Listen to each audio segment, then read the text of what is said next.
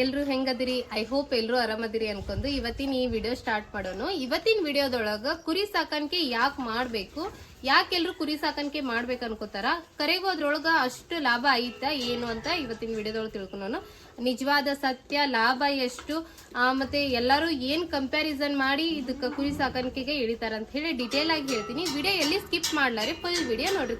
First ನಾವು ಎಲ್ರು ಯಾಕೆ ಕುರಿ ಸಾಕಾಣಿಕೆ ಮಾಡ್ಬೇಕು ಅನ್ಕೊಂಡಾರ ಅಂತ ಹೇಳಿ ಅದ್ರ ಬಗ್ಗೆ ನಾವು ನೋಡೋಣಂತ ಮಾತಾಡೋಣಂತ. ಮೊದಲನೇದಾಗಿ ಹೇಳ್ಬೇಕಂದ್ರ ಬೇರೆ ಎಲ್ಲಕ್ಕೂ ಹೋಲಿಸಿದ್ರ ಅಂದ್ರ ಹಸು ಸಾಕಾಣಿಕೆ ಆದ್ಮೇಲೆ ಕೋಳಿ ಸಾಕಾಣಿಕೆ ಕಂಪೇರ್ ಮಾಡಿದ್ರ ಕುರಿ ಸಾಕಾಣಿಕೆ ಕಡಿಮೆ ಬಂಡವಾಳದೊಳಗ ಸ್ಟಾರ್ಟ್ ಮಾಡ್ಬೋದು. ಹೆಂಗಪ್ಪ ಅಂದ್ರ ಒಂದ್ ಹಸು ಸಾಕಾಣಿಕೆ ಮಾಡ್ಬೇಕಂದ್ರ ಬರೀ 2 ಹಸುಗಳನ್ನ ತರ್ಬೇಕಂದ್ರು ಲಕ್ಷಗಟ್ಲೆ ಕೊಟ್ಟು ತರ್ಬೇಕಾಗತ್ತ. ಅದಾದ್ಮೇಲೆ ಕೋಳಿ ಸಾಕಾಣಿಕೆ ಅಂದ್ರೆ ಜವಾರಿ ಕೋಳಿ ಅಲ್ಲ, ಎಗ್ಗಿನ ಕೋಳಿಗೆ, ಬಾಯ್ಲರ್ ಕೋಳಿಗೆ ಎಲ್ಲಾನು ಇನ್ವೆಸ್ಟ್ಮೆಂಟ್ ಮಾಡ್ಬೇಕಂದ್ರ ಅದಕ್ಕೂ ಲಕ್ಷಗಟ್ಲೆ ಖರ್ಚು ಮಾಡ್ಬೇಕಾಗತ್ತ. ಬಟ್ ಈ ಕುರಿ ಸಾಕಾಣಿಕೆ ಒಳಗ ಹೆಂಗಂದ್ರೆ ಒಂದು 10 ಮರಿಗಳಿಗೆ ನಾವ್ ಒಂದಿಷ್ಟು 50ರಿಂದ 60 ಸಾವಿರ ರೂಪಾಯಿ ಖರ್ಚು ಮಾಡಿ ಶೆಡ್ ಇಂದ ಏನೋ ಅವಶ್ಯಕತೆ ಇಲ್ಲ. 10-15 ಮರಿಗಳಿಗೆ ಅಷ್ಟು ದೊಡ್ಡ ಶೆಡ್. ಸೊ ಅದಕ್ಕೊಂದ್ ಸ್ವಲ್ಪ 1 ಲಕ್ಷದೊಳಗೆ ನಾವು ಕುರಿ ಸಾಕಾಣಿಕೆ ಸ್ಟಾರ್ಟ್ ಮಾಡ್ಬೋದು, ಒಂದು 15 ಮರಿಗಳನ್ನ ಇಟ್ಕೊಂಡು. ಸೊ ಅದಕ್ಕೆಲ್ಲ ಕಂಪ್ಯಾರಿಸನ್ ಮಾಡಿದ್ರ ಕುರಿ ಸಾಕಾಣಿಕೆ ಬೇರೆ ಎಲ್ಲ ಸಾಕಾಣಿಕೆಗೆ ಕಂಪೇರ್ ಮಾಡಿದ್ರ ಕುರಿ ಸಾಕಾಣಿಕೆ ಕಡಿಮೆ ಬಂಡವಾಳದೊಳಗ ಸ್ಟಾರ್ಟ್ ಆಗುತ್ತ ಅಂತ ಹೇಳಿ ಮೊದಲನೇ ಪಾಯಿಂಟ್ ಇದಾಗಿರುತ್ತ. ಇನ್ನ 2ನೇ ಪಾಯಿಂಟಿಗೆ ಬಂದ್ರ ಬೇಗ ಆದಾಯ ಬರುತ್ತ ಅನ್ನೋ ಭ್ರಮೆ ಒಳಗಿರ್ತಾರ. ಅಂದ್ರ 2ರಿಂದ 3 ತಿಂಗಳಿಗೆ 6 ತಿಂಗಳಿಗೆ ಮರಿಗಳನ್ನ ಸಾಕ್ಬಿಟ್ರ ನಾವು ಕಡಿಮೆ ಬಂಡವಾಳ ಹಾಕಿ ನಾವು ಲಕ್ಷಗಟ್ಲೆ ದುಡಿಬಹುದು ಅನ್ನೋ ಭ್ರಮೆ ಒಳಗಿರ್ತಾರ. ಆ ಒಂದು ಉದ್ದೇಶದಿಂದಾನು ಕುರಿ ಸಾಕಾಣಿಕೆ ಮಾಡ್ಬೇಕು ಅನ್ಕೋತಾರ. ಇನ್ನು 3ನೇದಂದ್ರ ಲೋನು, ಸಬ್ಸಿಡಿ ಇವೆಲ್ಲ ರೀತಿಯ ಸೌಲಭ್ಯಗಳು ಗೌರ್ಮೆಂಟ್ ಇಂದ ಅದಾವ ಅನ್ನೋದೊಂದು ಕಾನ್ಸೆಪ್ಟ್ ಮೈಂಡ್ ಒಳಗಿರುತ್ತ. ಸೊ ಹಂಗಾಗಿನೂ ಮಾಡ್ತಾರ. ಅದಾವು ಇಲ್ಲ ಅನ್ನಲ್ಲ. ಹೆಂಗಪ್ಪ ಅಂದ್ರ ಈಗ ಒಂದು ಮರಿ ನಾವು ಶೆಡ್ ಒಳಗೆ ಹಾಕಿದ್ದು ಸತ್ತಂದ್ರ ಅದಕ್ಕ ಗೌರ್ಮೆಂಟ್ ಇಂದ ಒಂದಿಷ್ಟು ದುಡ್ಡು ಬರುತ್ತ, ಹಣ ಬರುತ್ತ. ಆ ಮರಿಗೆ ಸತ್ತಿಂದ ಅದನ್ನ ತಗೊಂಡ್ ಹೋಗಿ ಗೌರ್ಮೆಂಟ್ ಹಾಸ್ಪಿಟಲ್ ತಗೊಂಡ್ ಹೋಗಿ ಅದಕ್ಕೆ ಫೋಟೋ ತೆಗೆದು ಅದೆಲ್ಲ ಡಾಕ್ಯುಮೆಂಟ್ಸ್ ಏನೇನೋ ಮಾಡೋದ್ರಿಂದ ದುಡ್ಡು ಬರ್ತಾ, ಅದೆಲ್ಲ ಪ್ರೊಸೀಜರ್ ಇರ್ತ. ಬಟ್ ಯಾರು ಅಲ್ಲಿ ತನ ವೇಟ್ ಮಾಡೋದಿಲ್ಲ ಕುರಿ ಸಾಕಾಣಿಕೆಗೆ ಇಳಿದಿಂದ. ಅಷ್ಟೆಲ್ಲ ಆಗತ್ತ. ಅದಾದ್ಮೇಲೆ ತರಬೇತಿ ಕೇಂದ್ರಗಳು ಅಂದ್ರ ಟ್ರೈನಿಂಗ್ ಕೇಂದ್ರಗಳು ಏನಿರ್ತಾವಲ್ಲ, ಸೊ ಅಲ್ಲಿ ಹೋಗಿ ನಾವು ಟ್ರೈನಿಂಗ್ ತಗೊಂಡ್ರ ಕುರಿ ಸಾಕಾಣಿಕೆ ಒಳಗ ನಮ್ಗ ಸಕ್ಸಸ್ ಸಿಗುತ್ತಾ. ಸೊ ಎಕ್ಸ್ಪೀರಿಯನ್ಸ್ ಬೇಕನ್ನೋದಿಲ್ಲ, ಟ್ರೈನಿಂಗ್ ತಗೊಂಡ್ರೆ ನಮ್ಗೆ ನಾಲೆಜ್ ಬಂದ್ಬಿಡುತ್ತ. ಸೊ ಅವಾಗ ನಾವು ಕುರಿ ಸಾಕಾಣಿಕೆ ಸ್ಟಾರ್ಟ್ ಮಾಡ್ಬೋದು ಅನ್ನೋದು ಒಂದು ತಲೆಗಿಟ್ಕೊಂಡು ಕುರಿ ಸಾಕಾಣಿಕೆಗೆ ಕಾಲಿಡ್ತಾರೆ. ಇನ್ನ ಕುರಿ ಸಾಕಾಣಿಕೆದೊಳಗ ಯಾವೆಲ್ಲ ರೀತಿಯ ಲಾಭಗಳನ್ನ ಮೈಂಡ್ ಒಳಗಿಟ್ಕೊಂಡು ಕುರಿ ಸಾಕಾಣಿಕೆಗೆ ಬರ್ತಾರ ಅನ್ನೋದು ವಿಚಾರಕ್ಕೆ ಬಂದ್ರ, ಮೊದಲನೇದಾಗಿ ಮಟನ್ಗೆ ಯಾವಾಗೂ ಡಿಮ್ಯಾಂಡ್ ಕಮ್ಮಿ ಇಲ್ಲ.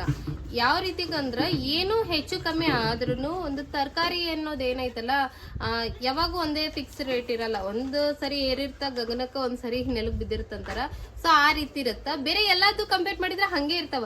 ಆದ್ರೆ ಮಟನ್ ಐತಲ್ಲ ಯಾವತ್ತಿಗೂ ಕಡಿಮೆ ಆಗೋದೇ ಇಲ್ಲ. ಅದ್ರ ಬೆಲೆ ಅನ್ನೋದೇ ಇತ್ತಲ್ಲ ಯಾವತ್ತಿಗೂ ಕಡಿಮೆ ಆಗಲ್ಲ. ಯಾವಾಗ ನೋಡಿದ್ರು ದಿನಕ್ಕಿಷ್ಟು ಏರ್ಕೊಂಡ ಹೋಗ್ತಿರ್ತೈತಿ. ಅದಾದ್ಮೇಲೆ ಸಿಟಿಗಳೊಳಗ ನೀವು ಅಬ್ಸರ್ವ್ ಮಾಡಿದ್ರ ಬೆಳಗ್ಗೆ 6ರಿಂದ ರಾತ್ರಿ 10-11 ತನನು ಅಂಗಡಿಗಳು, ಶಾಪ್ಗಳು ಓಪನ್ ಆಗಿರ್ತಾವ. ಮಟನ್ ಅಥವಾ ಚಿಕನ್ ಅಂಗಡಿ. ಅದ್ರೊಳಗೆ ಮಟನ್ಗೆ ಬಹಳ ಡಿಮ್ಯಾಂಡ್ ಐತಿ. ಕಂಪ್ಯಾರಿಸನ್ ಎಲ್ಲ ಇದು ನಾನ್ ವೆಜ್ ಕಂಪೇರ್ ಮಾಡಿದ್ರ ಮಟನ್ ಬಹಳ ಡಿಮ್ಯಾಂಡೆಡ್ ಐತಿ. ಸೊ ಹಂಗಾಗಿ ಈ ಕುರಿ ಸಾಕಾಣಿಕೆ ಒಳಗ ಅದೊಂದು ಲಾಭ ಅಂತ ಹೇಳ್ಬೋದು. ಹೌದು, ಅದು ಲಾಭ ಐತಿ.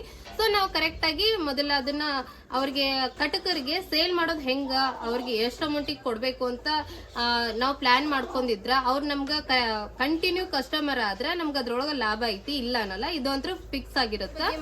ಇನ್ನೊಂದು ಲಾಭದ ಬಗ್ಗೆ ಮಾತಾಡೋದಾದ್ರೆ, ಈಗ ಕುರಿಗಳ ವಿಚಾರಕ್ಕೆ ಬಂದ್ರೆ, ಕುರಿಗಳಿಗೆ ಇನ್ವೆಸ್ಟ್ಮೆಂಟ್ ಮಾಡಿದ್ವಿ ಅಂದ್ರೆ ಹೆಣ್ಣು ಕುರಿಗಳಿಗೆ ನಾವು ಆ ಕುರಿಗಳು ಅಲ್ಲೇ ಇರ್ತಾವ, ಇನ್ವೆಸ್ಟ್ಮೆಂಟ್ ಅಲ್ಲೇ ಇರುತ್ತೆ.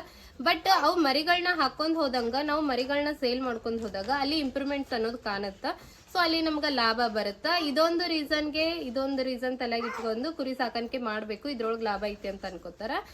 ಇನ್ನೊಂದ್ ಏನಂದ್ರೆ ಫುಡ್ ಇಂದ ಬಂದ್ರೆ ಬೇರೆ ಎಲ್ಲಾ ಕಂಪೇರ್ ಮಾಡಿದ್ರು ಫುಡ್ ಇಂದು ಇನ್ವೆಸ್ಟ್ಮೆಂಟ್ ಇದಕ್ಕ ಕಡಿಮೆನೆ ಇರುತ್ತ. ಹೊಟ್ಟು ಗಿಟ್ಟು ಅಂತ ಹೇಳಿ, ಹೊಟ್ಟು ಕಾಳು ಅಂತ ಹೇಳಿ ಅಂದ್ರ ಒಂದ್ ಲೆಕ್ಕಕ್ಕೆ ಇರುತ್ತ. ಕಡಿಮೆ ಅಂದ್ರೆ ಫುಲ್ ಕಡಿಮೆ ಇರೋದಿಲ್ಲ. ಬೇರೆ ಎಲ್ಲದಕ್ಕೂ ಕಂಪೇರ್ ಮಾಡಿದ್ರೆ ಒಂದ್ ಲೆಕ್ಕಕ್ಕ ಓಕೆ, ಇದ್ರದ್ದು ಫುಡ್ ಇನ್ವೆಸ್ಟ್ಮೆಂಟ್ ಏನು ಅಷ್ಟು ಇರೋದಿಲ್ಲ ಅನ್ಕೋತೀನಿ.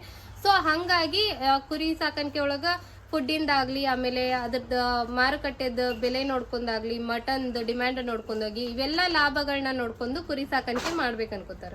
ಹಂಗಂದ್ರೆ ಕುರಿ ಸಾಕಾಣಿಕೆ ಎಲ್ಲಾರು ಮಾಡ್ಬೋದಾ ಅಂತ ಕೇಳ್ಬೋದು. ಸೊ ಎಲ್ಲಾರು ಮಾಡ್ಬೋದಾ ಅಂದ್ರೆ ಎಲ್ಲಾರು ಮಾಡಬಹುದು, ಆದ್ರೆ ಎಲ್ಲರಿಗೂ ಸೆಟ್ ಆಗಲ್ಲ, ಎಲ್ಲರಿಗೂ ಲಾಭ ಸಿಗಲ್ಲ ಅಂತ ಹೇಳ್ತೀನಿ. ಸೊ ಯಾರಿಗೆಲ್ಲ ಲಾಭ ಸಿಗುತ್ತಾ ಕುರಿ ಸಾಕಾಣಿಕೆ ಒಳಗ ಅಂತಂದ್ರ, ಕುರಿ ಸಾಕಾಣಿಕೆನೆ ನಮ್ದು ಮೇನ್ ಬಿಸ್ನೆಸ್. ನಾವ್ ಇದ್ರ ಬಗ್ಗೆ ಬಹಳ ಕಾನ್ಸಂಟ್ರೇಷನ್ ಮಾಡ್ತೀವಿ. ಲಾಭ ಬಂದ್ರು ನಷ್ಟ ಬಂದ್ರು ನಾವ್ ಇದನ್ನ ಬಿಡ್ಲಾರೆ ಮುಂದ್ ನಡ್ಸ್ಕೊಂಡ್ ಹೋಗ್ತೀವಿ ಅಂತ ಏನ್ ಮೈಂಡ್ ಸೆಟ್ ಇಟ್ಕೊಂಡಿರ್ತಾರಲ್ಲ, ಸೊ ಅವ್ರಿಗೆ ಲಾಭ ಸಿಗುತ್ತಾ. ಅದಾದ್ಮೇಲೆ ಹೆಂಗಂದ್ರ ಬೇರೆ ಯಾರೋ ಹೇಳಿದ್ರು ಅಂತ ಕುರಿ ಸಾಕಾಣಿಕೆ ಸ್ಟಾರ್ಟ್ ಮಾಡೋದು, ಅವ್ರಿಗೆ ಅಲ್ಲಿ ತಾವ್ ಅನ್ಕೊಂಡಂಗ ಏನೋ ಅದು ವ್ಯಾಲ್ಯೂ ಸಿಗ್ಲಿಲ್ಲ, ಅಲ್ಲಿ ಅವ್ರು ಹಾಕಿದ ಬಂಡವಾಳಕ್ಕೆ ರಿಟರ್ನ್ ಸಿಗ್ಲಿಲ್ಲ, 1-2 ಬ್ಯಾಚ್ ಮಾಡಿಂದನ ಅಂದಿಂದ ಅವ್ರಿಗೆ ಒಂದ್ಸಲ ಮೈಂಡ್ ಅಪ್ಸೆಟ್ ಆಗುತ್ತೆ. ಸೊ ಅದ್ರ ಬಗ್ಗೆ ಅಷ್ಟು ಯೋಚನೆ ಮಾಡೋದ ಬಿಟ್ಬಿಡ್ತಾರ. ಸೊ ಅಂತವ್ರಿಗೆ ಲಾಭ ಸಿಗಲ್ಲ. ಆಮೇಲೆ ಇದ್ರೊಳಗ ಕಲಿಬೇಕು ಅಂತ ಏನ್ ಇಂಟ್ರೆಸ್ಟ್ ಇರುತ್ತ, ಸೊ ಮಾಡಿವಿ ಅಂದಿಂದ ಮೊದಲು ನಮ್ಗೆ ಅನುಭವ ಇರಲ್ಲ. ಸೊ ಇದ್ರೊಳಗೆ ಇನ್ನೂ ಹೆಚ್ಚು ಕಲಿಬೇಕು ಅಂತ ಯಾರು ಅನ್ಕೋತಾರ ಅಂತವ್ರಿಗೂ ಲಾಭ ಸಿಗುತ್ತಾ. ಅದ್ರ ಜೊತೆಗೆ 1-2 ವರ್ಷನೂ ನಾವು ಲಾಭಕ್ಕಿಂತ ಜಾಸ್ತಿ ಎಕ್ಸ್ಪೀರಿಯನ್ಸ್ ತಗೊಳ್ಳೋನು. ಅದ್ರ ಜೊತೆಗೆ ಇದು ಹೆಂಗ್ ಬರ್ತಾ ಹಂಗ್ ಹೋಗೋನು. 2-3 ವರ್ಷ ಆದ್ಮೇಲೆ ನಾವು ಲಾಭದ ಬಗ್ಗೆ ಯೋಚನೆ ಮಾಡೋನು ಅಂತ ಹೇಳಿ ಲಾಭ ಅನ್ನೋದು ತಲೆಯಾಗ ಇಟ್ಕೊಲಾರೇನೆ ಇದನ್ನೇ ಮಾಡ್ಕೊಂಡು ಇದ್ರೊಳಗ ಯಾರು ದುಡ್ಕೊಂಡು ಶ್ರದ್ಧೆಯಿಂದ ದುಡ್ಕೊಂಡು ಆಮೇಲೆ ಇದಕ್ಕ ಟೈಮ್ ಕೊಟ್ಟು ಆಮೇಲೆ ಪೇಶನ್ಸ್ ಇಟ್ಕೊಂಡು ಯಾರು ಕುರಿ ಸಾಕಾಣಿಕೆ ಮಾಡ್ತಾರಲ್ಲ ಅಂತವ್ರಿಗೆಲ್ಲ ಲಾಭ ಸಿಗುತ್ತೆ ಅಂತ ಹೇಳ್ಬೋದು.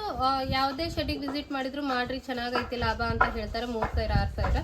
ಬಟ್ ಹೇಳೋರ ವಿಷಯ ಏನಪ್ಪಾ ಅಂದ್ರೆ ನಾನು ಆಲ್ರೆಡಿ ಬಹಳಷ್ಟು ವಿಡಿಯೋದೊಳಗೆ ಹೇಳಿನಿ, ಹೋಗಿ ಚೆಕ್ ಮಾಡ್ರಿ. ಮಾರುಕಟ್ಟೆ ಬಗ್ಗೆ ಅಥವಾ ನಾವು ಮರಿಗಳನ್ನ ಸೇಲಿಂಗ್ ಬಗ್ಗೆ ಯಾರು ಏನು ಹೇಳೋದಿಲ್ಲ, ಡೀಟೇಲ್ ಏನು ಕೊಡೋದಿಲ್ಲ. ಸೊ ಅವ್ರು ಮರ ಅತ್ತಾರ ಅಂದ್ರೆ ಎಲ್ಲಿ ಮಾರ್ತಾರ ಅನ್ನೋದು ಅವ್ರು ಹೇಳೋದಿಲ್ಲ. ಸೊ ನಾವು ಹೋಗ್ತೀವ್ರಿ ಸಂತಿಗೆ ಹೋಗಿ ಮಾರ್ಕೊಂಡ್ ಬಂದ್ಬಿಡ್ತೀವಿ ಅಂತಾರ. ಅದೇ ಸಂತಿಗೆ ನಮ್ಮ ಮರಿಗಳನ್ನ ನಾವು ಎಷ್ಟು ತಿಂಗಳು ಬೇಕಾದ್ರೂ ಇಟ್ಕೊಂಡು ಸಾಕಿ ಮಾರಕ್ ಹೋದ್ರ ನಾವ್ ಅನ್ಕೊಂಡಿರೋ ರೇಟಿಗೆ ಮರಿಗಳು ಸೇಲ್ ಆಗೋದಿಲ್ಲ.